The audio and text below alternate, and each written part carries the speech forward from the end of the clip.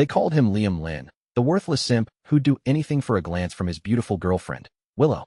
She publicly humiliated him over a tiny scratch on a supercar, believing he was just a handsome leech showing off something he could never afford. But Willow never knew about the car's true owner. A woman who rules a global empire from a throne of ice and shadows. A woman whose love is a possessive, violent storm. Tonight, that woman stands before him, her eyes a tempest of madness and despair. "You lied to me," she sobs, plunging a dagger deep into his shoulder. He doesn't scream. He doesn't struggle. He smiles through the pain.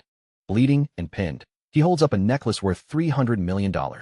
"This is for you," he whispers, as his blood stains the diamonds.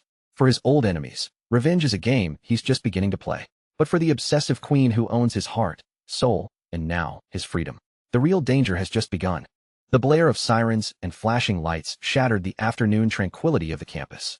A sharply dressed insurance agent and a stone-faced police officer arrived almost simultaneously, converging on the silent Koenigsegg. For the police, it was a case of high-value property damage. For the insurance company, a potential multi-million-dollar claim. Soon, after confirming that the owner was not at fault, the insurance agent let out a quiet sigh of relief and gave a preliminary estimate. $1.2 million. The number landed like a silent bomb in the crowd. Willow's sobs stopped abruptly. Her face, along with Haley's, turned as white as a sheet. "It's just a tiny scratch. How is that possible?" Haley's voice became shrill. The agent explained calmly. "While the scratch is small, this car is a global limited edition. The hood must be custom ordered from the original factory, and the repair process is extremely complex. Even with a replacement, the vehicle's value will depreciate. $1.2 million is a very conservative estimate. Mr. Lin's request for only $1 million is already quite generous." Haley, still unconvinced, pressed on. "Are you sure this car belongs to Liam?" "Of course." The agent's tone left no room for doubt. 3 months ago, this vehicle was sold at the Kingston auction for $110 million. The buyer was Mr. Lin. I personally handled his insurance policy. The documentation is indisputable. Haley's last shred of hope died. The image of the disliked, worthless except for his face man from the Lin family shattered, reassembling into a handsome and staggeringly wealthy figure. The disdain in her eyes melted away, replaced by a burning flame. If Liam really didn't love Willow anymore, could she have a chance? Willow, on the other hand, was struck by lightning. She knew Liam's past better than Haley, so her shock was even more profound, almost suffocating.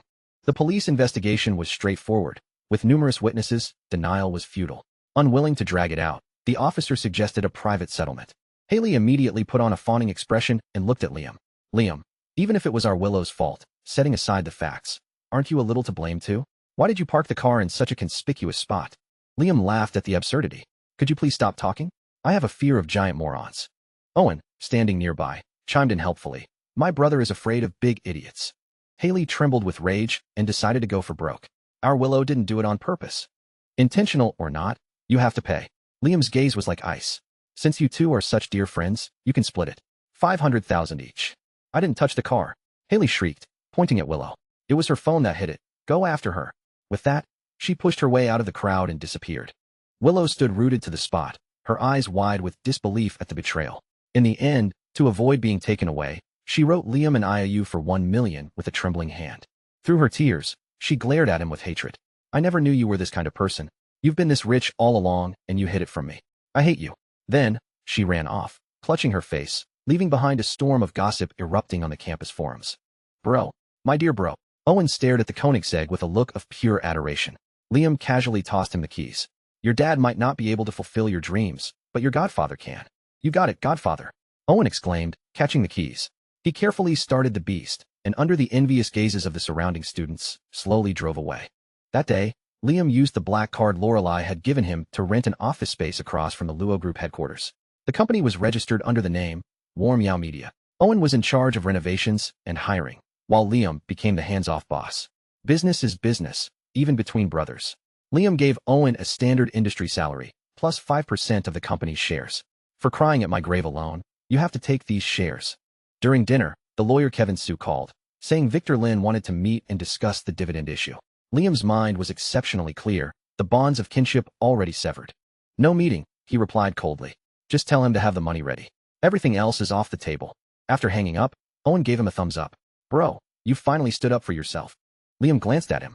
"You haven't told your girlfriend about the company, have you?" "Don't worry." Owen patted his chest. "I'll wait until the company is up and running, then give her a surprise." Liam sighed inwardly. wondering how many more times Owen would be able to show off like this. Meanwhile, in the top-floor office of the Luo group, Lorelei's face was as cold as ice. Her assistant, Monica, had reported the encounter between Liam and Willow on campus. Although Liam had handled it cleanly, the mere fact that they had met was a thorn in her side. It wasn't until she learned that Liam had used her black card to rent the office that her rage subsided slightly. The fact that he was willing to spend her money was more comforting than anything. That evening, when Liam returned to the manor, he was not greeted with the warmth he expected, but with Lorelei's murderous gaze. Before he could explain, he was dragged into the bedroom.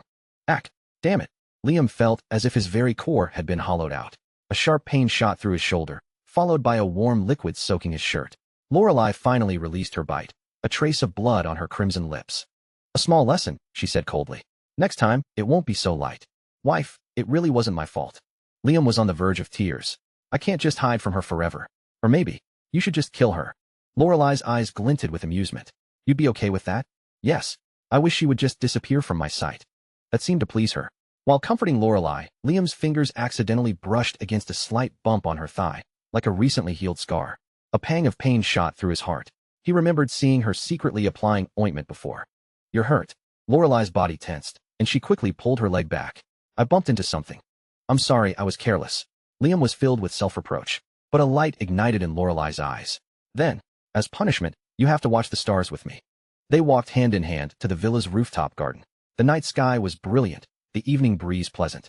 Just as Liam was about to speak, Lorelei silenced him with a deep kiss, as if she didn't want to hear any explanations. She was exceptionally wild tonight. It wasn't until they were both exhausted that they lay back, gazing at the stars. When I was little, an older boy told me that stars weren't beautiful, because when illusions shatter, people fall into despair. Lorelei's voice was distant and ethereal. But now, I've changed my mind. She turned her head to look at him intently. Because you are my star. If one day, the dream has to break, promise me you'll lie to me for a little longer, okay?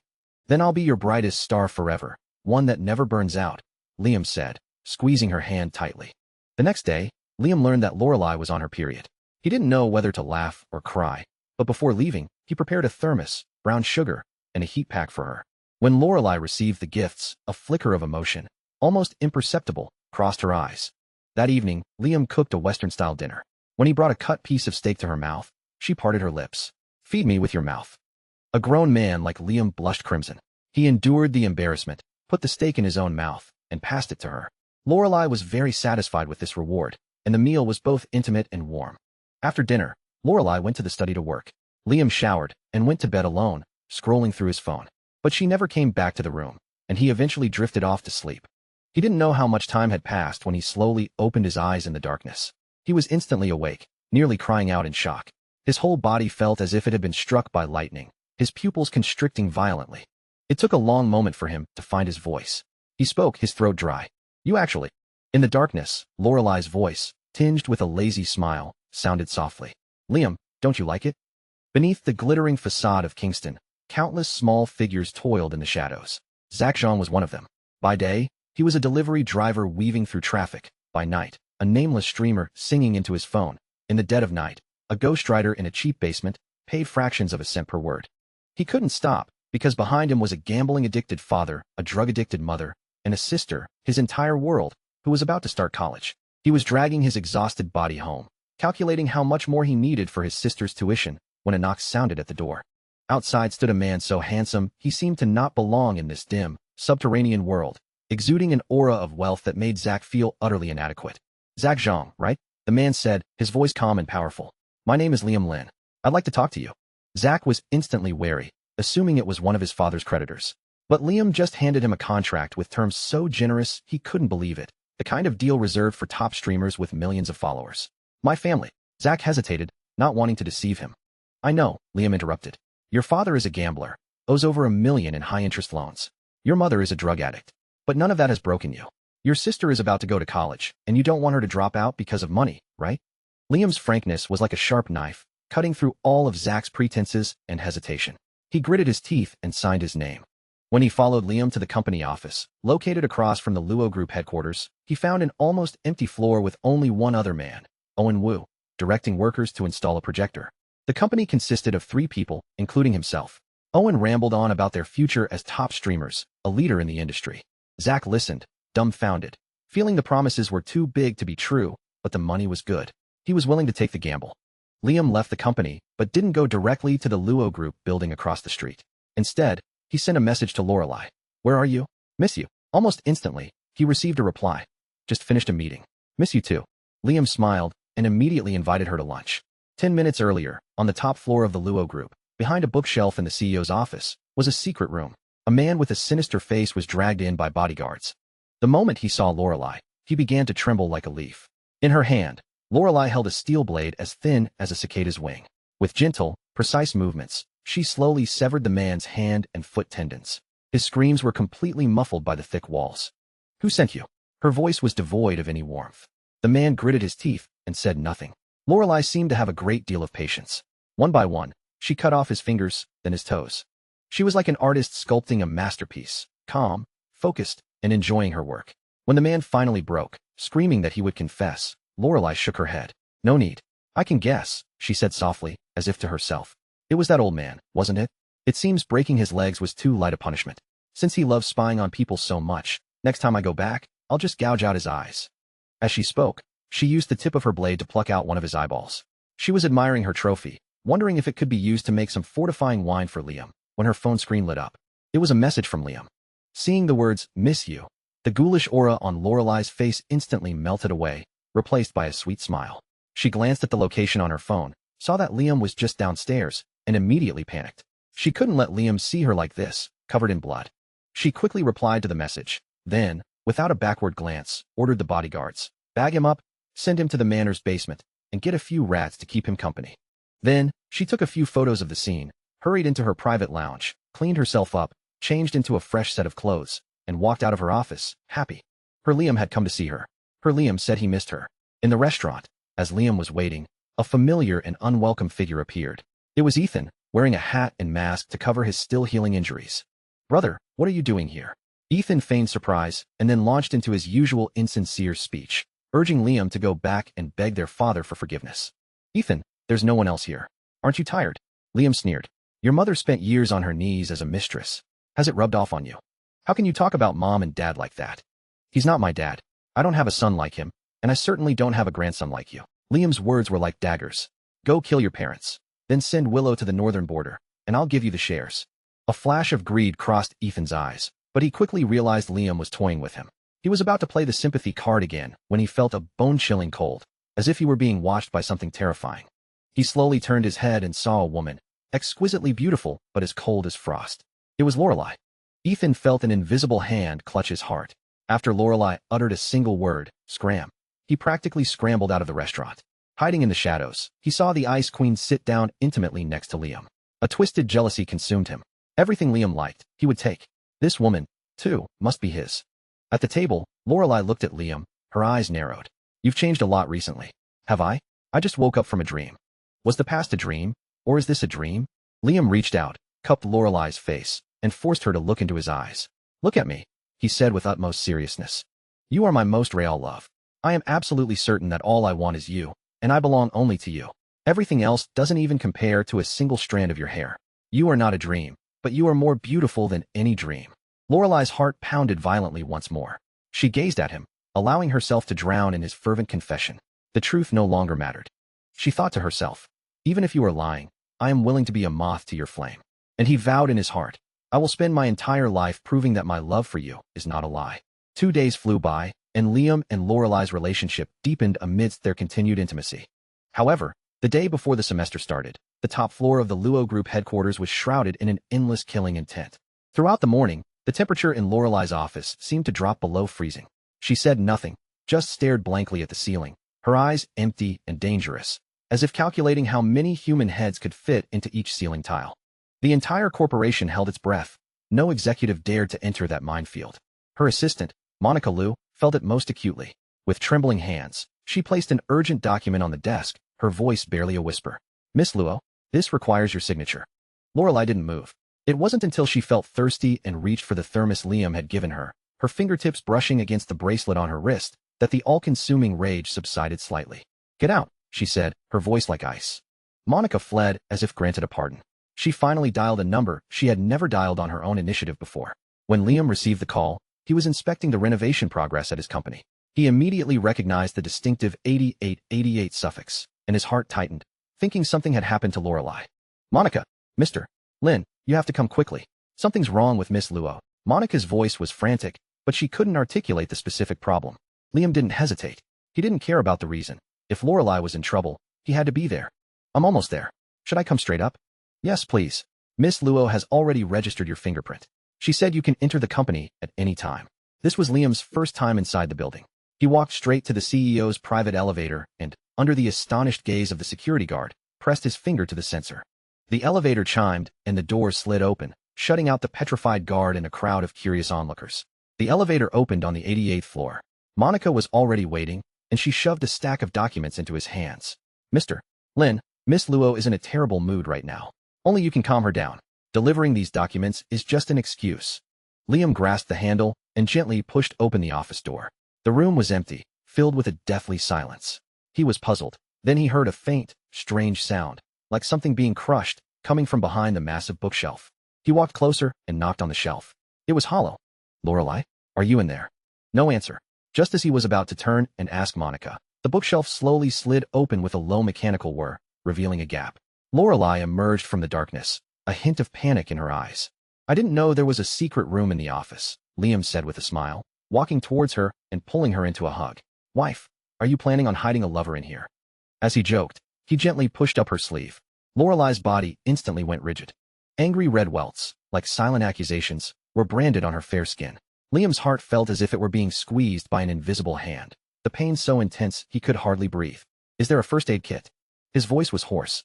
Lorelei numbly pointed to a corner. Liam retrieved the kit, knelt before her, and gently took her arm. He dabbed disinfectant on a cotton swab and carefully cleaned the wounds. His movements were incredibly gentle. Lorelei felt no pain, only stared down at him, at his eyes filled with heartache, slowly welling with tears. It's not your fault. It's mine. Liam's voice was low and filled with self-blame. I failed as a husband, and that's why you got hurt. If you're upset about something, the person you should hurt is me. Promise me, next time you want to hurt yourself, you'll let me bear it with you, okay? My heart. It really hurts. With that, he buried his head in her embrace like a child. A single, crystalline tear slid from the corner of Lorelei's tightly shut eye. After a long while, Liam slowly lifted his head and wiped away her tear. Can you tell me why? Tomorrow, you start school. Lorelei's voice was soft, but laced with a deep-seated fear. I'm afraid that when you see her, you'll leave me. The thought of you going to her makes me feel like I'm suffocating. It makes me want to kill you both, to carve out my heart and show it to you. Liam finally understood. He cupped her face, forcing her to look at him. Lorelei, look at me. She is a piece of trash, and you are my one and only love. No one can take me from you. I will never leave you, and I will never allow you to abandon me. His firm voice seemed to soothe the chaos in her mind. She looked at him, and for the first time, she wanted to try to truly believe. The atmosphere in the office gradually warmed. Seeing that her emotions had stabilized, Liam pulled her to his CEO chair, then sat in her place, holding her in his lap. Now, I have to punish you. He picked up the documents Monica had brought. Secretary Luo, please approve these. The aggressive glint, the one reserved only for him, returned to Lorelei's eyes. She sat directly on his lap, her slender fingers tracing a path on his chest as she took the documents and signed them with a few swift strokes. It's done, boss. Now, are we finished? Just then, a knock sounded, and Monica poked her head in to retrieve the files. When she saw Lorelei sitting intimately on Liam's lap, with the man occupying her boss's chair, her brain short-circuited. She snatched the documents and fled, her mind ablaze with a supernova of gossip. Soon, the explosive news about the Ice Queen President's boy toy spread like wildfire throughout the entire Luo group. When Liam and Lorelei left hand in hand, they were met with a mixture of shock, curiosity, and a hint of blessing from the entire company's staff. Why do I feel like the people in your company are looking at me strangely? Liam frowned. Are they? Lorelei's tone was dangerous. They dare to look at us? I'll dock their bonuses later. Liam could only offer a silent, 3-second prayer for the innocent employees. Lorelei took him to Celestial Plaza, the commercial empire that was already in his name. Her man had to be the most dazzling man in the world. She was going to personally give him a head-to-toe makeover. It was a date without bodyguards, without a butler playing third wheel, and most importantly, without Willow showing up to cause trouble. Liam and Lorelei walked side by side through Celestial Plaza. Even with masks on, they were the most striking couple in the crowd. Lorelei's shopping style completely redefined Liam's understanding of the word. She would walk into any store and say only one thing. Everything that fits him, wrap it all up. From watches to underwear, to over 100 different belts, the bills flew in like snowflakes. The way Lorelei swiped her card was so cool it left Liam dumbfounded. He finally understood. This was how a top-tier tycoon shopped, utterly and inhumanly extravagant. Liam, remember this, Lorelei said, stopping in front of an ice cream shop, her eyes filled with a hint of pride. Only I have the ability to spend this much money on you. Can anyone else? Liam shook his head. He was discovering that his wife wasn't just a little demon, but also incredibly cool. Lorelei wanted ice cream, but Liam refused, citing her period. Lorelei smiled, and it was the first time Liam had seen such a pure, world-melting smile on her face. So, they went to a dessert shop instead. Men in black suits appeared out of nowhere, clearing out the entire shop with stacks of cash. Liam was once again stunned by this exclusive service. I've never had dessert from outside before, Lorelei said, pointing to a tiramisu, then looking at the strawberry cheesecake in front of Liam. Liam, you feed me. Oblivious to the world, they shared their sweets, one bite for you, one for me. On the shop's sticky note wall, they left behind the same message. Lorelei, Liam, stay with me always. Liam, always stay with Lorelei. I know a place, Lorelei said, looking at the notes on the wall, a strange light glinting in her eyes. It has 18 different instruments of torture, specifically for punishing those who break their promises to me. Liam's heart skipped a beat, but he smiled and said, then I guess I'll never have the chance to see it. Leaving the dessert shop, Liam bought only a single milk tea, specifically ordering it without ice. Just as Lorelei was about to ask if Willow liked it too, Liam cut her off. She only likes to eat crap. Can we please not talk about her? Lorelei took a sip, decided it was good, and offered the straw to Liam. He drank from the same straw without hesitation. The intimate, indirect kiss made the air around them thick and sweet. In his 2 lifetimes, this was the happiest date Liam had ever had. He finally understood that happiness wasn't about what you do, but who you do it with. That night, Lorelei held him close, her tone leaving no room for argument. I'm taking you to school tomorrow. You are not to see Willow Luo. But we're in the same class. Not as of tomorrow. On the first day of school, the entrance to Kingston University was bustling. A Rolls-Royce with a license plate starting with A00001 slowly pulled up, scaring Victor Lin, who was about to get out of his own car, back inside. He, Ethan, and Willow stared dumbly as the door opened and Liam stepped out. The entire crowd erupted. Isn't that Liam? When did he get so rich? Wow, he's so hot. I want to hug him. Liam isn't simping for Willow anymore. For real. Willow turned pale, listening to the murmurs around her. Just as Liam was about to walk away, the car window rolled down. Lorelei's stunning face appeared, but her voice, which carried across the entire area, was laced with killing intent. Husband, I want a kiss. Liam turned back and gave her a deep, parting kiss. Satisfied, Lorelei then swept her icy gaze over the surrounding students, as if declaring her ownership. This man is mine. Don't touch. In his car, Victor Lin was scared out of his wits. He recognized her. It was Lorelei, the woman who had seized control of the entire Luo group with an iron fist, the demon rumored to have killed her own father and brother, cold-blooded and ruthless. And his eldest son was her man? After the shock came elation. Victor immediately called Ethan over and whispered in his ear. He wanted Ethan to get close to Liam, to use him as a bridge to Lorelei. His own brilliant son, Ethan, would surely be able to replace that worthless Liam and win Lorelei's favor. Ethan, understanding immediately, then turned and whispered to Willow, encouraging her to seduce Liam again. As long as Liam was entangled with Willow, the great Miss Luo would surely not let him off the hook. Then, his own opportunity would come. The idea thrilled Willow. Getting both brothers under her spell would be exciting. Liam, oblivious to all this, went back to his dorm and dragged a still-sleeping Owen out of bed to discuss company recruitment. By the way, Owen gossiped. I heard that Willow got fired from her summer internship for seducing her boss. She didn't even get her certificate.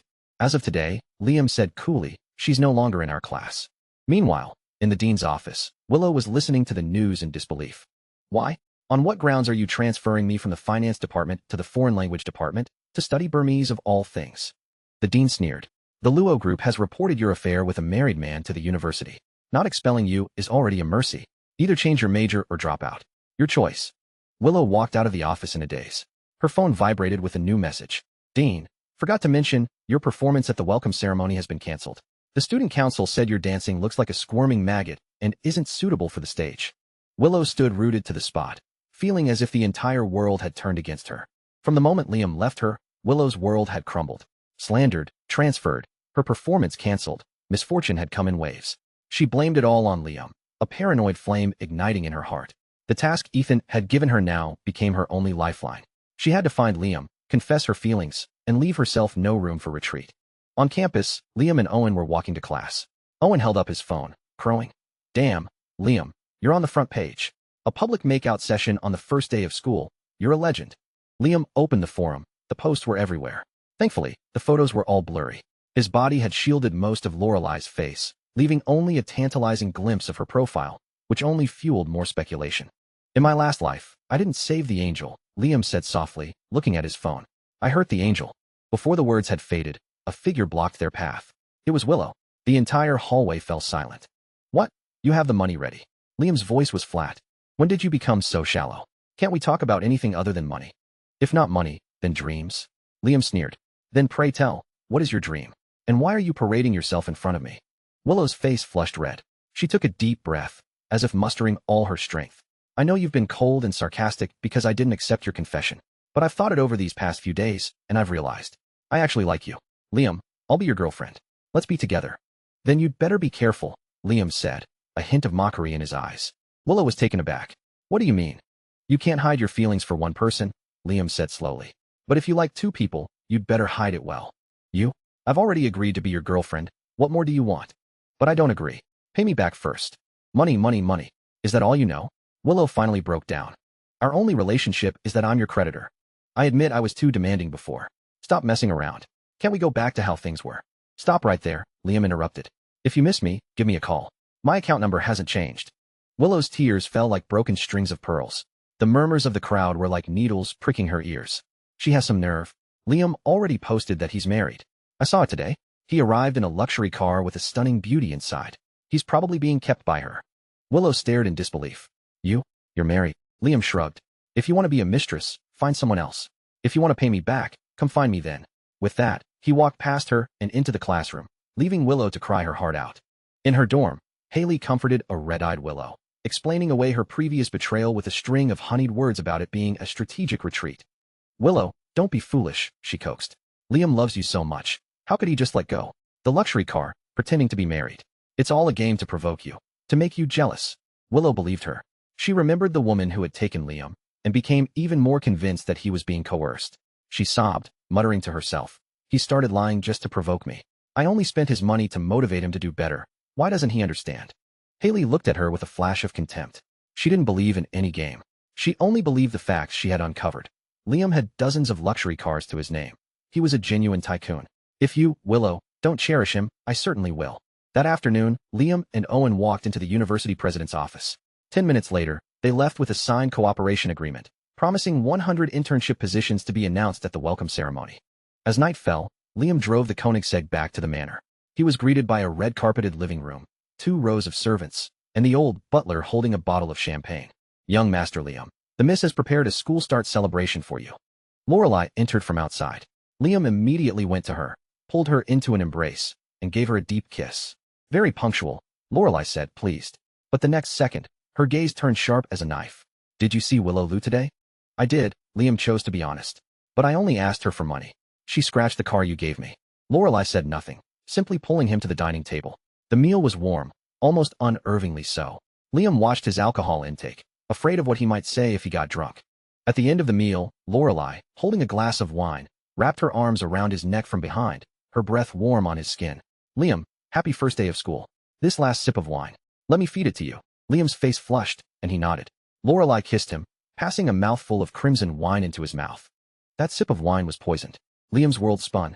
When he woke up, he found himself naked on the bed, his limbs tightly bound, unable to move. The familiar feeling sent a chill down his spine. He slowly turned his head, and saw the figure staring at him from the bedside. Wife, what are you doing? Lorelei didn't speak, just slowly leaned down, her nose almost touching his. She asked, her voice pitifully soft, Husband, do you like your Lorelei? I do. I like you the most. Then no matter what I do, you won't blame me, right? Of course. Why would I ever blame you? As soon as the words left his mouth, a sharp pain pierced his chest. He saw the silver brooch in Lorelei's hand, its tip already stained with his blood. Liam, why won't you listen? Why did you have to see her again? In Lorelei's eyes, love and hate waged a frantic war. I warned you. If you dare to do anything to betray me, you will die a miserable death, and she will die an even worse one. Liam didn't struggle. He wasn't afraid. He looked at his lover, who was in the midst of one of her episodes, and felt not fear, but endless pity. This was what he owed her. He felt her hands tighten around his neck, felt her breath, her heartbeat, her madness. And I'll tell you seriously, he forced out the words, his voice surprisingly firm. The only person I love is you. You can hit me, Curse me, I won't get angry. If you need to vent, I want the one who gets hurt to be me, not you. Come on. If this makes you feel better, then do it. Lorelei's movements paused for a moment, a flicker of confusion in her eyes. Are you serious? Liam's heart stirred. He was about to play along, but another sharp pain shot through his body. He stared at her, stunned. This woman. She wasn't following the script. It was as if she was addicted to it. As dawn broke, Liam was finally free. Lorelei curled up beside him like a child who had done wrong, whispering apologies. She loved him to death, yet she couldn't stop herself from using pain to confirm that love. The contradiction was giving her a splitting headache. Don't say you're sorry. Liam stroked her hair, his voice tired but incredibly gentle. I won't be scared, and I won't run. I just want to be with you forever, to spend a lifetime building a safe house for your soul. Lorelei looked at him, incredulous, feeling as if his words had illuminated the most hidden corner of her heart. He understood her. She took the silver brooch from under her pillow, the one that had just left its mark on him, still stained with his blood, and handed it to him. Here, it's yours. Liam took the cold weapon and raised his hand. Lorelei looked up, her eyes unwavering, not flinching in the slightest. She was willing to endure anything if it would appease him. However, Liam's hand stopped midair. He looked into the eyes that reflected his own, and ultimately, he couldn't bring himself to do it. Forget it. A gentleman doesn't fight with a woman. Liam, is it because you can't bear to? The starlight returned to Lorelei's eyes. I love you too much to lay a hand on you. Those words, love you too much, struck Lorelei's heart like a bullet. Her eyes glazed over, and she initiated a kiss. In that case, let's switch to a different punishment. This time, Liam didn't stand a chance. He, a man over 6 feet tall, was completely overpowered by this woman who barely reached his chin. It was utterly ridiculous. Much later, after an exhilarating punishment was over, Liam held her in his arms, indignant. You called it a punishment? That was clearly a reward. I want a different punishment. All right, Lorelei agreed readily. Name it. Liam gave a meaningful smile and whispered something in her ear. Lorelei froze for a moment, then immediately grabbed her phone and dialed Monica's number. Half an hour later, Monica, with dark circles under her eyes, personally drove to the manor and handed a heavy package to Lorelei. Miss Luo, what you requested. So late and so urgent. Lorelei glanced at her coldly. Yes, Liam is eager to see it. Monica stood by the door, completely bewildered in the night wind. Young Master Liam is so lucky. He wants to see this kind of stuff, and Miss Luo has me prepare it in the middle of the night, in every color imaginable? What kind of divine treatment is this? Can't share it. Can't talk about it. This is torture. In the bedroom, Lorelei sat on the edge of the bed, displaying the spoils one by one. Liam felt his blood rush. The thrill of conquering a domineering CEO was far more intoxicating than mere physical beauty. The next day, Liam called Owen to say he was taking the day off. The frenzy of the previous night had made him realize he had to resolve the Willow issue as soon as possible, otherwise Lorelei's paranoia would only escalate. He dialed Owen's number, his voice graver than ever. Help me contact a man named Blade. Tell him I have some business for him. Owen broke into a cold sweat on the other end. Bro, are you serious? That's Blade.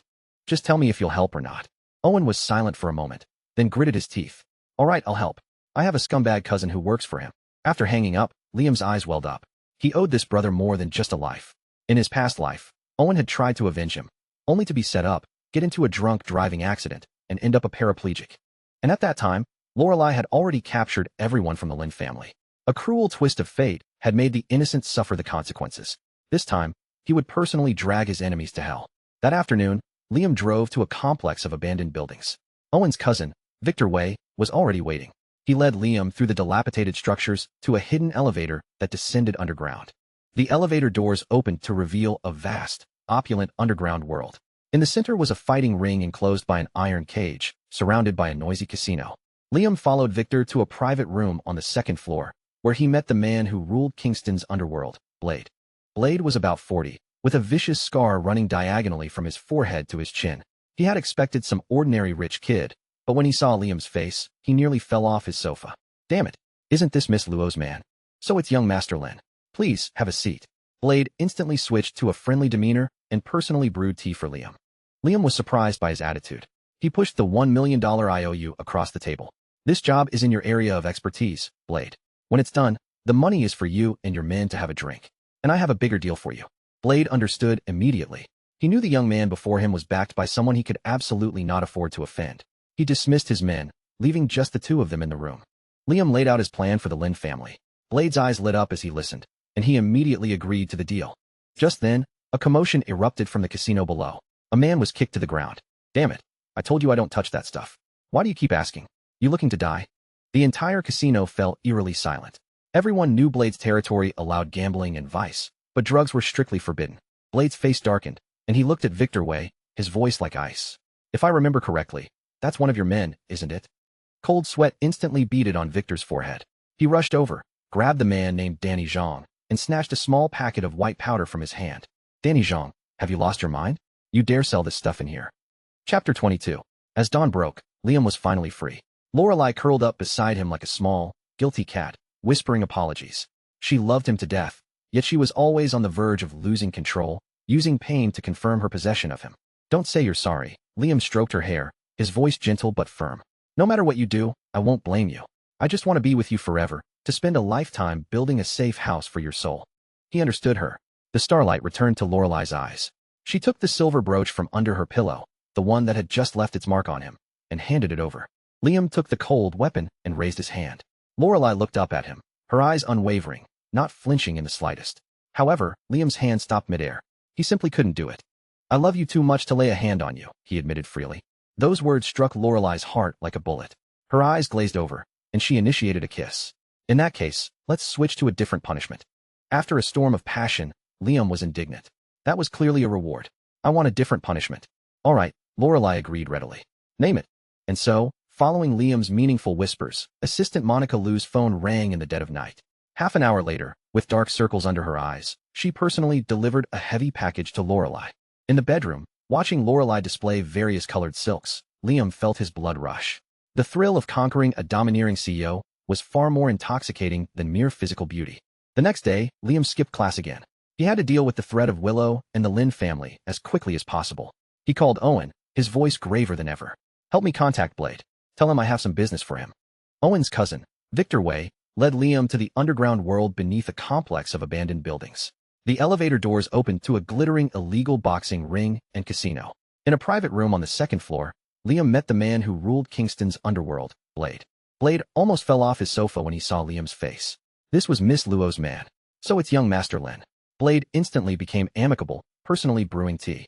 Liam pushed the $1 million IOU signed by Willow across the table, saying only that when the job was done, the money was for Blade and his men to have a drink, and that he had a bigger, legal deal for him. Blade immediately understood this was an order from the person he couldn't afford to offend and agreed on the spot. Just then, a commotion erupted from the casino below. A man named Danny Zhang was kicked to the ground for selling illegal substances. Liam's eyes narrowed. This was the same man who had betrayed Owen in his past life. Danny knelt and wept, claiming he was trying to raise money for his sick wife. Victor Wei was moved and momentarily fooled. Victor, Blade's voice was ice. Rules are rules. Remembering Owen's fate in his previous life, rage surged in Liam. He silently picked up a steel pipe and handed it to Blade. Blade paused, took it, and then passed it to Victor. Do it. Victor closed his eyes, and when he opened them, they were filled with ruthlessness. He swung the pipe, smashing it into Danny's legs. Amidst the piercing screams, Liam's face was expressionless. Karma.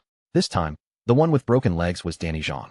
While Liam was paving his path for revenge, the Lin family was already facing disaster. All of Victor Lin's assets were frozen, and the company's accounts were seized. He rushed to the university in a panic but found that Liam hadn't attended class. He tried to make a payment to a key business partner but discovered he was penniless. Faced with a lawsuit from the Luo Group's chief counsel, Kevin Su, neither the banks nor the courts dared to relent. The entire Lin family was in chaos. Victor, stressed to his breaking point, was hospitalized. Melinda, at her wit's end, stormed the university president's office, throwing herself on the floor and threatening to tell the entire school how Liam had driven his own father to the hospital. Owen called Liam. After hearing the news, Liam's eyes turned cold. He returned to the manor, selected a luxurious yet understated outfit from the walk-in closet, put on a watch worth a small fortune, and drove the $100 million Koenigsegg to the university, descending like a king upon his domain. When he entered the president's office, Melinda was in the midst of her dramatic performance. The sight of Liam stunned her. The aura of wealth and power emanating from him made him a stranger, a terrifying one. Liam, you have to save your father. First, he is not my father. Second, the company is not his. Third, I'm an ungrateful wolf who only cares about money. Liam's 3 sentences blocked all of Melinda's paths. Melinda started making a scene, threatening to ruin his reputation. Go ahead, Liam sneered. You're just a mistress. What right do you have to threaten me? You've been leeching off the shares my mother left me for years.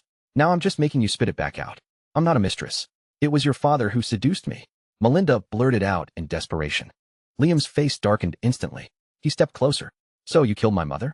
It wasn't me. Melinda shook her head frantically. Then it was Victor Lin. A sharp slap echoed across Melinda's face. Liam smiled, a smile that sent chills down her spine. A mistress dares to even mention my mother? You want me to drop the lawsuit? In your dreams. I will make sure the Lin family goes bankrupt. You wouldn't dare? Melinda shrieked. I'll disgrace you in front of the whole school. Liam shrugged and took out his phone, pressing play. Melinda's hysterical voice filled the room. It was your father who seduced me. I am Mrs. Lin. I can't live without money. You? Melinda collapsed to the floor, her face ashen. She hadn't realized that the boy she used to control was gone forever. Returning to the manor, Liam opened the door to find Lorelei waiting for him on the sofa. Lorelei waiting for him on the sofa. What did you do today? She asked coldly, clearly already aware of everything. Took care of some business. Dealt with Willow and the Lin family. Liam answered frankly. Lorelei rose, walked over, and wrapped her arms around him from behind like a sly fox, whispering in his ear, Liam, come with me. Liam followed her into the bedroom, and then he froze. The bed was covered in a rainbow of colored silks, along with some other items he had only seen in his imagination, things that made his face flush. Wi-Fi? I didn't do anything wrong today, did I? He asked, turning his head stiffly. Lorelei blinked with wide, innocent eyes. No, you didn't. But doesn't Liam like these things? I bought them all. Don't you like them? Looking at the vibrant, sensual Lorelei, Liam felt a warmth in his nose, and 2 streams of blood trickled down. Chapter 23. Liam walked out of the president's office and immediately called his lawyer, Kevin Su, with only 2 words, don't withdraw. He was going to let Victor Lin sizzle slowly on the hot griddle. Inside the Su Lin group, the shareholders were in an uproar. They didn't care who was right or wrong in the Lin family feud. They only cared about their own interests. Victor Lin's position as chairman was precarious. The shareholders united to force his hand, giving him an ultimatum. Solve the problem within 1 day, or they would all go down together. Victor was at his wit's end, chain-smoking one cigarette after another. Just as he was about to give up, his phone pinged with a new file. He opened it. It was the audio recording Liam had made of Melinda's tantrum in the president's office. It was your father who seduced me. I am Mrs. Lin. I can't live without money. Victor's face grew dark enough to drip water. He called Melinda and Ethan together for a family meeting. Pool the money, he said wearily. Sell the house, the cars, sell all your jewelry too. Melinda was vehemently against it, but when Victor slowly said, he sent me the recording of you too, she felt as if she had been plunged into an icy abyss. Victor looked at his panicked wife and chose to forgive her. He told himself that Melinda loved him. Otherwise, why would she have borne his children and been his mistress for 13 years? He felt guilty for his momentary doubt. We are a loving family. Victor, Melinda, and Ethan repeated this ridiculous lie, holding hands. To liquidate his assets quickly, Victor sold them off at a low price. The predatory shareholders swooped in to pick the bones. Even so, it wasn't enough. They were still short a full $100 million. Just as they were at a loss, an unexpected visitor arrived, Blade. Mr. Lin, I hear you're short on cash. I'm here to bring you some. Victor was overjoyed, thinking it was a lifeline. But the terms Blade offered were like a lightning strike. A loan of $100 million for 1 month, with a 30% interest rate, and the villa as collateral. Mr. Lin, Blade smiled like a devil. I won't spell out the consequences of not paying. You wouldn't want your wife to have to teach foreign languages at an entertainment club, would you? Victor had no choice but to sign the poison lace contract, losing $400 million to get his son to drop the lawsuit. He swore that one day, he would get it all back. The next day, Liam and his lawyer, Kevin Su, arrived at the designated restaurant on time. He waited only 5 minutes. When Victor didn't show, he left, leaving a message with Kevin. At 9 o'clock, the tardy Lin family finally arrived, only to find Kevin Su. Where is that ungrateful brat Liam? Mr. Lin said that since you don't want to pay up willingly, he's no longer in a hurry. Get him here. I'll give him the money now. I'm sorry, Mr. Lin said that if you want him to come back, you must show the proper attitude. What does that mean? You need to get on your knees and beg him. Victor trembled with rage, but as Kevin Su turned to leave, he forced out 2 words through gritted teeth. I'll kneel. Kevin Su made a video call to Liam. On the screen, Liam was sleeping soundly in bed. Mr. Lin, you may begin. Victor closed his eyes and slowly dropped to his knees. In that moment, he felt decades of dignity being crushed into dust. I'm sorry, I shouldn't have been late. Not bad, not bad, Liam said lazily from the video, shifting his position. A good dog. Transfer the money. Settle the rest with my lawyer. With that, Liam hung up, saved the screen recording with satisfaction, and went back to sleep. After transferring the $300 million to the designated account, Victor finally received the withdrawal documents. He was about to spout some threats when Kevin Su smiled and handed him another document. Chairman Lin, hello. My name is Kevin Su. On behalf of Mr. Liam Lin, I will be acting as his sole agent in the sale of his 30% stake in the Su Lin Group. I hope you will convene a shareholders meeting as soon as possible. Victor stared at the authorization letter, thunderstruck. He knew that once this 30% stake was sold, the Lin family's world would be turned upside down. That evening, Lorelei was leaving on a business trip. Before she left, she gave Liam an invitation to an auction. I'll have Franklin go with you. Bid on whatever you like. Don't be afraid to spend money. She didn't trust Liam to be alone, afraid he might seek out Willow when he got bored. Okay, Liam agreed with a smile. The next day, after seeing Lorelei off, he went to the auction with the old butler, Franklin. He knew that tonight, he would officially appear in Kingston's high society as the master of the Luo group. And the first thing he would do was to completely crush Victor Lin. After Victor Lin tremblingly transferred the $300 million to the designated account, Kevin Su smilingly handed over another document. Chairman Lin, hello? On behalf of Mr.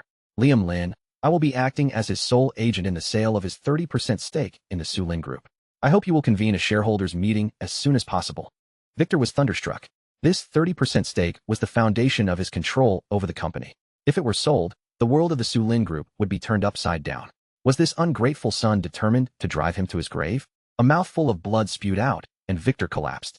Melinda shrieked and dialed for an ambulance, her eyes filled with venom as she glared at Kevin Su. Meanwhile, at an old mansion in the mountains on the outskirts of Kingston, Lorelei's figure appeared like a phantom. She wound through layers of courtyards and arrived at the door of the main house in the back. Since you're back, why not come in? An old voice called from inside. Lorelei pushed the door open and looked at the old man in the wheelchair, her grandfather, the former head of the Luo family. Old man, still causing trouble even with broken legs. Lorelei smiled eerily. Your granddaughter came back tonight to borrow 2 things from you.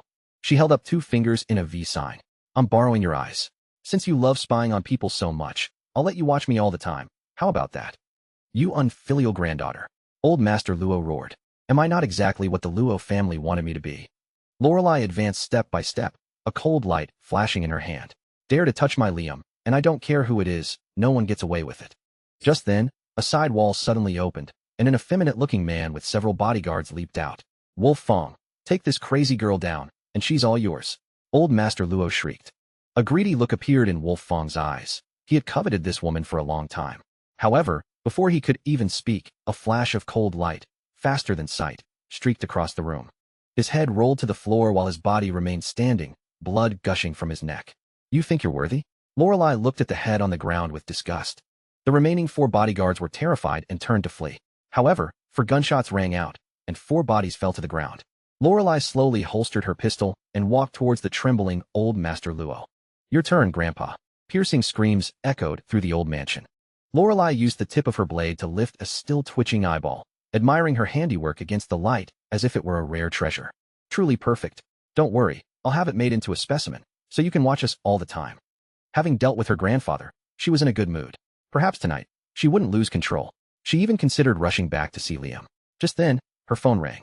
Listening to the call, Lorelei's face grew darker and darker, and a monstrous rage erupted from her. Liam, you have lost your freedom. Time rewinds to that evening, at Kingston's only 7-star hotel. Melinda, along with her son Ethan, her brother Nathan Liu, and her niece Willow, represented the Su Lin Group at a high-profile auction dinner. A flashy red LaFerrari pulled up ostentatiously and stopped at the entrance. The door opened, and Liam, Owen, and the old butler Franklin stepped out.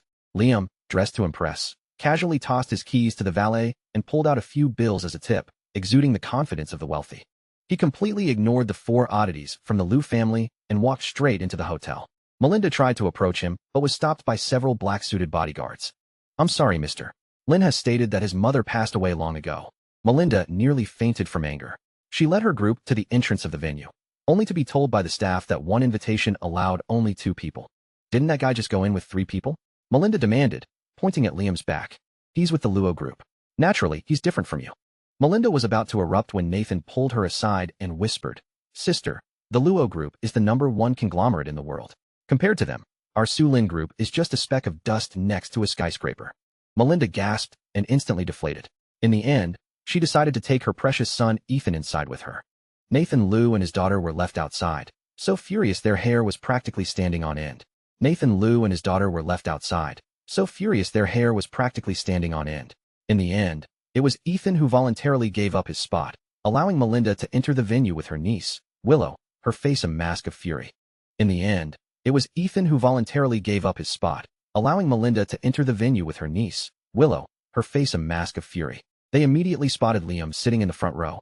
Melinda put on a benevolent expression and tried to approach him, only to be stopped again by the staff. Ladies, you can only sit in the back rows. The front seats are reserved for distinguished guests. Do you know who we are?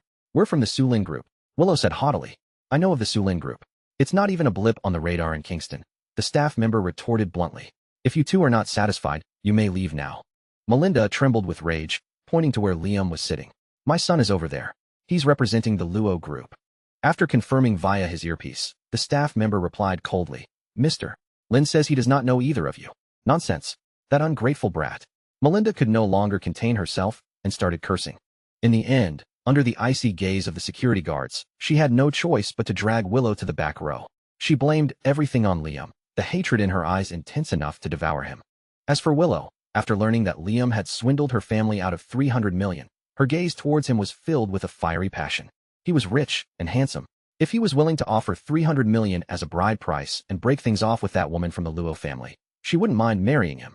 The auction began, and the first item stunned the entire audience. The world's #1 necklace, Eternal Love, with a starting bid of 130 million. The wealthy attendees began bidding, and the price quickly soared to 200 million. An image of Lorelei wearing the necklace flashed in Liam's mind. A slight smile touched his lips, and he raised his paddle. 300 million. A dead silence fell over the room. Everyone was stunned by the sudden, astronomical price. Owen's jaw dropped.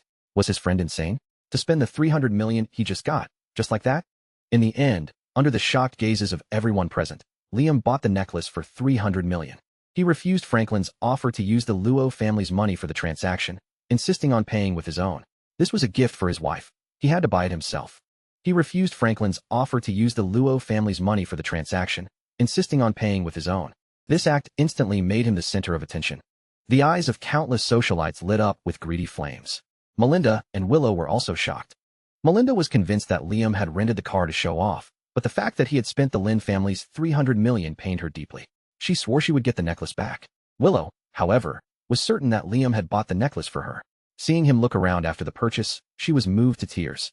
The auction ended, and the cocktail party began. Liam's appearance caused an immediate sensation. Countless socialites and scions of wealthy families tried to approach him, but he coldly rebuffed them all. Countless socialites and scions of wealthy families tried to approach him, but he coldly rebuffed them all. Damn, I get it now, they're gay, someone muttered, and the atmosphere in the room turned strange. Liam rubbed his forehead. It seemed he had to find a way to make Owen see his good girlfriend's true colors. Just then, the host for the evening, the popular actress Chloe Chun, walked over with a glass of wine. Just then, the host for the evening, the popular actress Chloe Chun, walked over with a glass of wine. I don't believe I've had the pleasure. My friend is a huge fan of yours. Liam's eyes lit up, and he pushed Owen forward. He would like to ask you for a dance. With Liam's help, Owen, though clumsy, managed to get Chloe onto the dance floor. Watching Owen fumble in front of the beautiful actress, Liam couldn't help but smile like a proud mother. Watching Owen fumble in front of the beautiful actress, Liam couldn't help but smile like a proud mother. Whether Owen could land this catch was up to him now. He was enjoying the show when Melinda and Willow approached again. Stop them. Liam's gaze turned cold. Franklin and the bodyguards immediately moved to block them. Melinda started cursing loudly, while Willow looked at Liam with a tender expression, only to have her view completely blocked by an old man's back. She moved left, the old man moved left. She moved right, the old man moved right. Looking up, she saw Franklin staring at her with a look of mild anger, as if looking at a fly that didn't belong there. Melinda and her niece Willow were thrown out of the auction.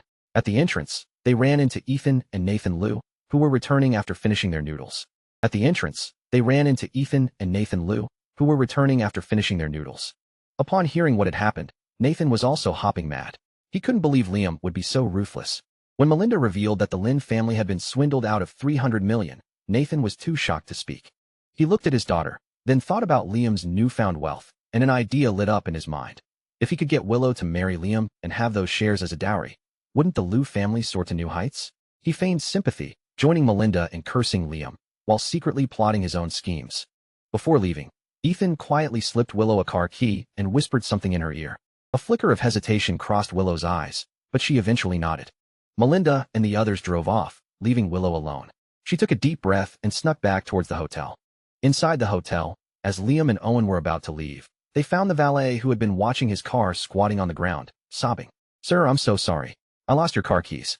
Just as Liam was about to comfort him, he noticed a dark figure inside his Ferrari. He walked closer and saw a nearly naked woman sitting in the car. Just as Liam was about to comfort him, he noticed a dark figure inside his Ferrari. Ugh! Liam almost threw up when he recognized her face. It was Willow. Without a second thought, he slammed the car door shut and yelled to the surrounding crowd. What is wrong with your hotel? You put a naked woman in my car. Is this some kind of test? What man could resist such a test? His words caused an uproar. The valet rushed over, yanked open the passenger door, and saw the scantily clad Willow, instantly understanding everything.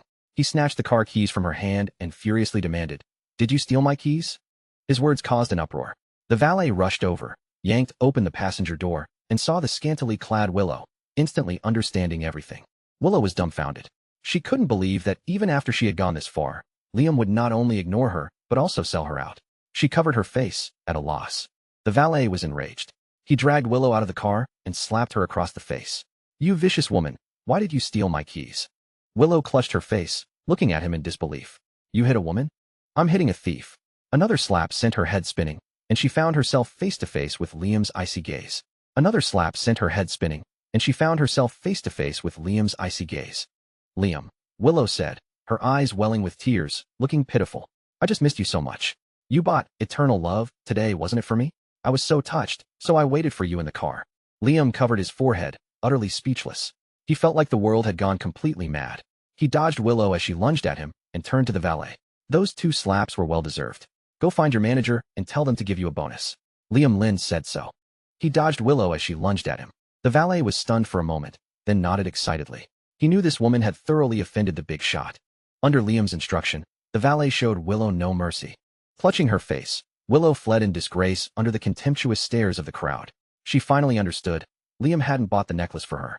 He no longer had a shred of affection for her. Clutching her face, Willow fled in disgrace under the contemptuous stares of the crowd. "It's dirty now? It's yours." Liam tossed the Ferrari key, now tainted by Willow's presence, to a dumbfounded Owen. Liam tossed the Ferrari key, now tainted by Willow's presence, to a dumbfounded Owen. Owen caught it, so excited he almost blurted out "Godfather." However, this scene was witnessed by a bodyguard in the shadows. He had heard Willow's words, "You bought eternal love for me. I'm so touched," and had seen her state of undress. A chill ran down his spine. Without daring to hide a single detail, he immediately reported this misunderstanding to Lorelei. Far away in the old mansion, Lorelei received the call and completely lost her mind. She set off immediately, driving back like a storm. Liam, oblivious to the impending tempest, had the hotel manager retrieve the parking lot surveillance footage and had the valet drive him back to the manor. Liam, oblivious to the impending tempest, had the hotel manager retrieve the parking lot surveillance footage. On the way, he even told the valet to remember to make his slaps symmetrical next time he saw Willow. Back at the manor, the mysterious black cat appeared again, staring at him with an expression that seemed to be cursing him out. It meowed a few times, as if warning him not to go inside. Liam paid it no mind, entered the villa, had a late-night snack, and then went to his bedroom, ready to shower, sleep, and think about his wife. Back at the manor, the mysterious black cat appeared again. He sent a message to Lorelei, but received no reply. Tossing and turning, he took out the eternal love necklace and admired it under the light, imagining it on Lorelei's neck. He took out the eternal love necklace and admired it under the light, imagining it on Lorelei's neck. Meow! A piercing cry came from the windowsill. Just as Liam got up, the bedroom door was kicked open with a loud bang. Lorelei stood in the doorway, her figure silhouetted menacingly by the light from outside, her eyes filled with despair. "Oh no!" Liam's heart sank. "Lorelei, listen to me." Before he could finish, she lunged at him like a phantom, a cold light flashing in her hand, aimed straight for his heart. With a sickening squelch, the dagger, which she had managed to divert by an inch at the last second, plunged deep into his shoulder. "Why did you lie to me?" Lorelei cried, tears streaming down her face hysterically. "I was trying to trust you. Why did you have to lie to me?" She hated his deceit, but she hated her own weakness even more. She couldn't kill him, so she would trap him forever in a gilded cage of her own making. "Liam, you've lost your freedom." "Lorelei, I have always been good." Liam forced a smile through the searing pain, not wanting her to feel any guilt. He held up the necklace. "This is for you." Lorelei froze. She recognized the eternal love necklace. The blood staining it was a testament to how tightly he had been clutching it. Could it be? A possibility dawned on her. She tremblingly took the phone Liam offered. Lorelei froze. She recognized the eternal love necklace. The blood staining it was a testament to how tightly he had been clutching it. The surveillance video showed her the truth she craved. Ethan stealing the key, Willow getting into the car on her own, Liam coldly dismissing her. It really was all a coincidence. Her heart ached with an unbearable pain. She had made a mistake again. "Does it hurt?" she asked, her voice trembling as she caressed his wound. It hurts a lot, Liam nodded. But seeing you like this hurts my heart even more. Lorelei collapsed to the floor, sobbing uncontrollably. I'm sorry. I made a mistake again. Are you going to stop liking me? Don't cry. Liam wiped away her tears. No matter what you do to me, I'll never blame you. You're not wrong. You're just the guardian of our love. Enduring the pain, he personally fastened the eternal love necklace around her neck. It's beautiful. Miss Lorelei, are you willing to keep me for a lifetime? Enduring the pain, he personally fastened the eternal love necklace around her neck. I am, Lorelei said, smiling through her tears. Liam smiled too, and then he passed out. While the private doctor treated Liam's wound, Lorelei's eyes turned crimson. She walked into the secret basement room. The man she had tortured was still barely breathing. She picked up a pair of pliers from the rack and gestured for the guards to open the cage. She walked into the secret basement room. The man she had tortured was still barely breathing, and gestured for the guards to open the cage. She picked up a pair of pliers from the rack. She needed to vent, or she would go insane. But then she remembered Liam's words. Don't hurt yourself. It hurts my heart. In the end, she simply had the 2 eyeballs she had gouged from her grandfather's sockets preserved as specimens and placed them in front of the man. Back in the bedroom, Liam was still unconscious. Lorelei held his hand and whispered, Liam, does it hurt? Should I let you go? Ugh, no, don't. Liam slowly opened his eyes. If you don't want me, no one will. Lorelei was too moved to speak, just nodded vigorously. Of course, I would never let you go. You can only belong to me. Liam reached out his hand, and Lorelei obediently rested her chin on it. Right now, you're like a little kitten.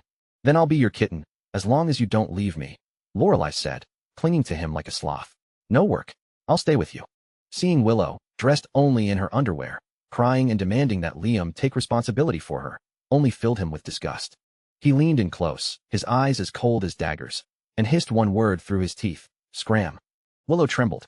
She finally understood that all her efforts had earned her nothing but Liam's revulsion. She snatched her clothes from the car and ran away, sobbing. Liam looked at the passenger seat, now contaminated by Willow, and wrinkled his nose in disgust. He tossed the Ferrari key to Owen. It's dirty. It's yours. Owen caught the key, so excited he nearly shouted Godfather. However, this entire scene was witnessed by a bodyguard in the shadows. Without omitting a single detail, he immediately reported the scene of a scantily clad Willow confessing her love to Liam to Lorelei, who was rushing back through the night. Liam, oblivious to the impending storm, had the hotel manager retrieve the surveillance footage and had the valet drive him back to the manor. Back at the manor, the mysterious black cat appeared again, staring at him with an expression that seemed to be cursing him. Liam paid it no mind, had a late-night snack, and went to his bedroom to sleep. He sent a message to Lorelei, but received no reply. Late at night, the bedroom door was kicked open with a loud bang. Lorelei stood in the doorway, her eyes filled with despair.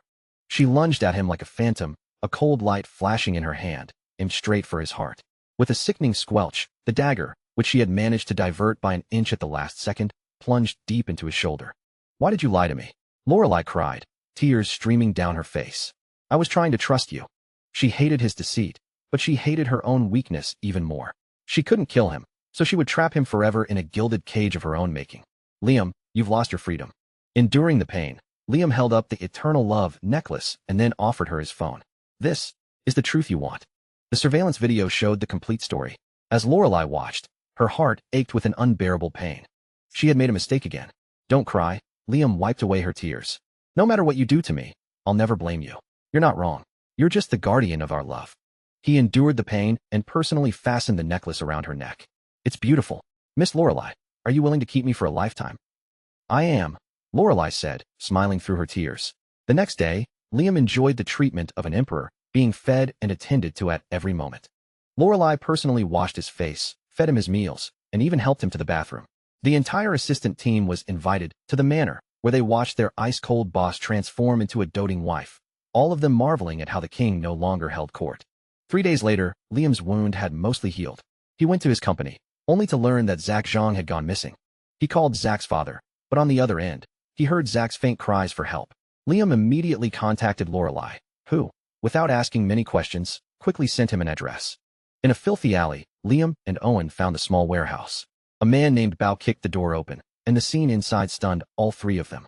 Sitting in a wheelchair was Danny Zhang, the man whose legs had been broken for dealing drugs at Blade's place. He was in the process of selling his own daughter to a fat man called Mr. Wong. Zach Zhang was kneeling on the ground, beaten black and blue, while his mother, like a madwoman, was chained to a pipe, giggling foolishly as she smoked something. Kid, I don't care who you are. You've messed with Danny Zhang. You've kicked a hornet's nest, Danny shouted arrogantly. Liam didn't waste words. He just said to Bao, Brother Bao, I'm going to have a smoke. Bao understood. In the time it took to smoke one cigarette, he took down every man in the room except for Zach. Soon, the lawyer and police sent by Lorelei arrived and arrested Danny and his men. With the help of a locksmith, Zach's sister, Zoe Zhang, was also rescued. Surprisingly, Zoe turned out to be a student at Kingston University as well. Having dealt with Zach's issue, Liam felt a sense of satisfaction. The main culprit who had harmed Owen in his past life had been personally sent to prison by him in this one. Back at the manor, Lorelei was slightly displeased that he hadn't come to pick her up, but her displeasure vanished the moment she saw him. After dinner, they talked in the rooftop garden until late into the night. Lying in Liam's arms, Lorelei suddenly asked, Liam, that girl today, Zoe Zhang, was she pretty? Liam nearly choked on his water. Not pretty, not at all. Compared to you, she's nothing. So you did look at her? I didn't. Then how can you say she's not as pretty as me? Because in this world, there is no one prettier than my Lorelei. Lorelei was very satisfied with this answer. She leaned against him like a lazy cat, gazing up at the stars, feeling the beauty of the world, and then, slowly, she moved, striking deep into his soul. When Liam and Owen returned to school, Willow and Haley once again blocked his path. Liam, Willow said, her eyes red. Someone came to me for money today, saying I owed him $1 million. That's right, Liam nodded. I transferred the debt. Why? Willow couldn't believe it. Do you know how terrifying that man is? It felt like he would kill me if I didn't pay. Whether you live or die, what does it have to do with me? Liam's voice was ice cold. I would even hope you get played to death by someone. Willow's tears fell like rain. I know you're still angry. I was wrong, okay? Don't let $1 million ruin our relationship. I still love you. What makes you think you're worth $1 million? Liam was struck dumb by her words. In my eyes, you're not even worth 100.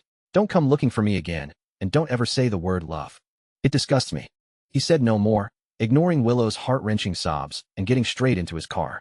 As the vehicle slowly pulled away, Willow tried to grab onto it, but the closing window sent her tumbling to the ground. Liam didn't go back to the manor. Instead, he went directly to the company. Zach Zhang's streaming career was flourishing. He worked tirelessly to repay Liam's kindness. At the elevator, Liam ran into Zach's sister, Zoe, who had come to visit her brother. She greeted him shyly, her eyes filled with gratitude and admiration. After finishing his business at the company, Liam went to the Luo Group headquarters to pick up Lorelei. As soon as he entered her office, she flew into his arms like a swallow returning to its nest. Liam, it's still early. Can we play the boss and secretary game a little longer? Looking at the pouting little demon, Liam was both shocked and captivated. In the end, he couldn't resist the temptation and acted out a scene of rebellious role reversal with her in the office. While Liam and Lorelei were role-playing, Kevin Su, representing Liam, convened a shareholders meeting for the Su Lin Group, announcing the sale of Liam's 30% stake. Victor Lin attended the meeting despite his illness and immediately voted against it, cursing Liam as an ungrateful son. But Kevin Su simply presented the document, severing their ties.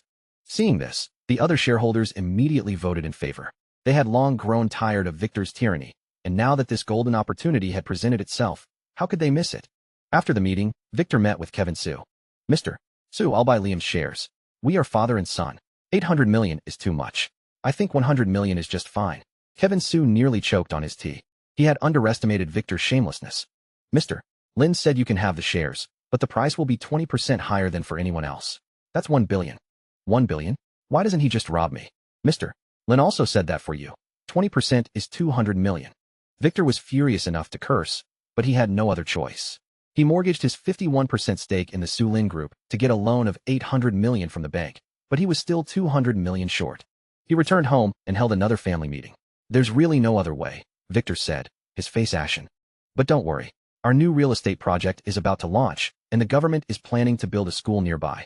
Property prices will rise by at least 20%. As long as we get through this, we're guaranteed to make a profit. But if we don't buy the shares, with that brat's current attitude, we'll have to pay him a huge sum in dividends every year. The thought of Liam receiving so much in dividends made Melinda and Ethan's teeth ache with hatred. In the end, they agreed to Victor's decision, deciding to risk it all. Victor Lin finally scraped together 1 billion and bought back the 30% stake from Liam.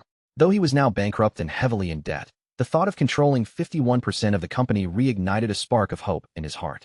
The entire Lin family was immersed in a delusional joy, moving into the company's storage room and dreaming of a glorious comeback after their new real estate project launched. On the day he received the 1 billion, Liam registered a real estate company. The chessboard for his revenge was set. He was going to drag the entire Lin family into a bottomless abyss. Days later, Liam returned to school. Just after class, he was stopped by Ethan. "Brother, Dad misses you. He wants you to come home sometime," Ethan said, feigning filial piety. "As long as you're willing to kneel and kowtow to Dad and return the money from the shares, he will definitely forgive you. Say one more word, and I'll beat you so hard you'll see stars day and night." Liam's eyes were cold.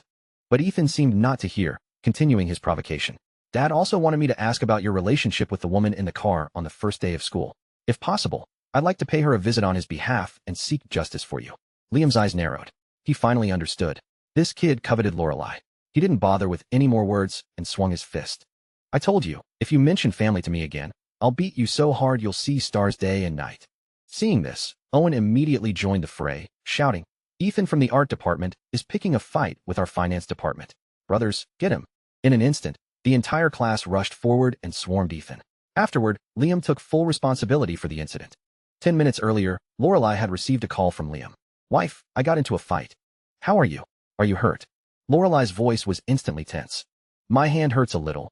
Liam's tone was laced with a hint of grievance. "The school wants to call my parents. I only have you." The words, "I only have you," struck a deep chord in Lorelei's heart. She immediately dropped everything and rushed to the school. When Lorelei appeared in the president's office with a towering rage, President Thompson nearly jumped out of his chair. President Thompson, "I've done so much for this school, only for you to let my husband get bullied by others." "What? What did you say?" President Thompson thought he was hearing things. "My husband was beaten up at your school. If he's hurt, you can just shut this school down." President Thompson was stunned. He had lived for 60 years, and the world had finally turned into something he could no longer comprehend. In the dean's office, Victor and Melinda were gloating over Liam. "Liam, as long as you're willing to return the money from the shares to your father, I'll give you the chance to kneel, kowtow, and be my son again." "Ungrateful son. Today I'm going to enforce family discipline."